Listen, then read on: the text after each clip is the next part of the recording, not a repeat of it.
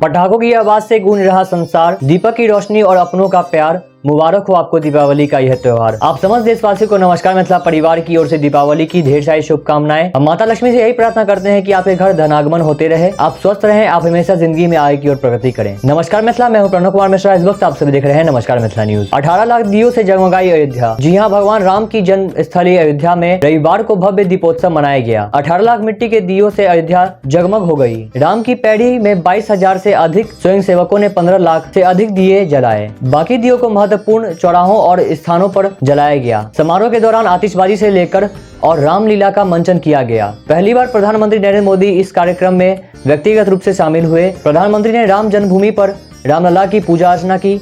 राम मंदिर के निर्माण के लिए 5 अगस्त 2020 को भूमि पूजन करने के बाद यह पहला मौका है जब प्रधानमंत्री अयोध्या आए हैं। मोदी ने राम मंदिर में दीपक जलाए और भगवान राम की प्रतिमाओं पर पुष्पांजलि अर्पित की। इसके बाद उन्होंने आरती की। इसके बाद उन्होंने सरयू तट पर भव्य संगीतमय लेजर शो में हिस्सा लिया। अयोध्या में प्रधानमंत्री ने अपने संबोधन में कहा कि एक समय था जब राम के बारे में, हमारी सभ्यता के बारे में बात करने से बचा जाता था। इसी देश में राम के अस्तित्व पर प्रश्न चिन्ह लगाए जाते थे। उसका परिणाम ये हुआ कि हमारी धार्मिक सांस्कृतिक पहचान पीछे छूटती गई। नमस्कार, अब तक इतना ही। मिलते हैं अगले कड़ी में नई खबर नए समाचार के साथ। जाने से पहले अगर आपने हमारे चैनल सब्सक्राइब नहीं किया तो हमारे चैनल सब्सक्राइब करें। अगर आपने हमारे ट्विटर, इंस्टाग्राम, फेसबुक पेज को फॉलो नहीं किया तो हमारे सब पेज को फॉलो करें। नीचे हमने इसका लिंक डिस्क्रिप्शन दे दिया है। हमें दीजिए जाने की इजाजत। तब तक देखते रहिए नमस्कार मिथिला न्यूज।